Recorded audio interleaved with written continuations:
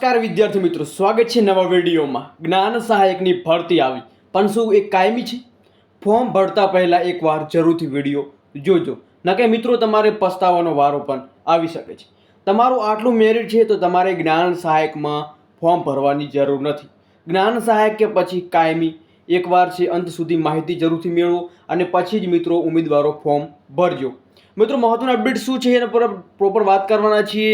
આપણી ચેનલ પર નવા આવેલા ચેનલને સબસ્ક્રાઇબ જરૂરથી કરી નાખો અને આવી જ જ્ઞાન સહાયક હોય, કાયમી ભરતી હોય, તમામ પ્રકારની અપડેટ આપણી ચેનલના તરફથી તમને મળવા મળશે। હવે મહત્વની અપડેટ છે કે ઉચ્ચતર માધ્યમિક અને માધ્યમિકમાં જ્ઞાન સહાયકના 24,000ના માનસિક ફિક્સ મહેનતાણા પ્રમાણે ભરતી આવી છે, જેમાં વય મર્યાદા 40થી 42 વર્ષ માધ્યમિક ઉચ્ચતરમાં જે રાખવામાં આવી છે। મિત્રો 11 માસનો કરાર છે, પરંતુ એક વાત એ છે કે કાયમી ભરતી જાહેર થતાં ફરીથી જ્ઞાન સહાયકો શા કારણે છે એ જાહેર કરવામાં આવી છે, તો એ પણ એક મોટો સવાલ છે। હવે ઉમેદવાર મિત્રો, તમે જો જ્ઞાન સહાયકમાં ફોર્મ ભરશો, એવું નથી હું કહેતો કે તમે ફોર્મ નહીં ભરો, પરંતુ જે લોકો બેરોજગારથી બેઠેલા છે એ લોકો શું કરવાના?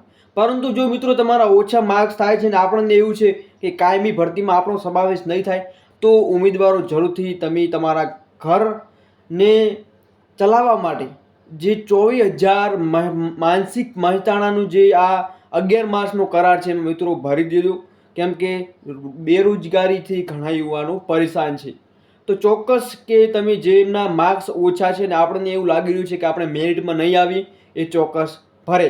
27/7/24થી 5/8/2024 સુધી આના ફોર્મ ભરવાના ચાલુ થવાના છે। બાકી મિત્રો તમને ફોર્મ ભરવું કે ન ભરવું એ તમારા ઉપર ડિપેન્ડ કરે છે, પણ ઘણા એવા ઉમેદવારો કહેતા છે કે જ્ઞાન સહાયકમાં શોષણ થાય છે, ફોર્મ નથી ભરવું। પરંતુ જે લોકો બેરોજગારીના દોરથી ચાલી રહ્યા છે એ લોકો શું કરે? એક પણ એક મોટો પ્રશ્ન છે, એમના પરિવારનું એમનું પાલન કરવાનું છે। બાકી મિત્રો જેમને એમ લાગે છે કે અમારે ફોર્મ ભરવા જેવું છે એ લોકો ભરી શકે છે, અને જેમને સારા એવા માર્ક્સ છે તે લોકો કાયમીમાં પણ આવી શકે છે। બાકી મિત્રો ઓફિશિયલ અપડેટ મળે તો તમને બીજી પણ અપડેટ મળશે। મળી નવી અપડેટ નવા વિડીયો સાથે। જય હિન્દ, જય ભારત।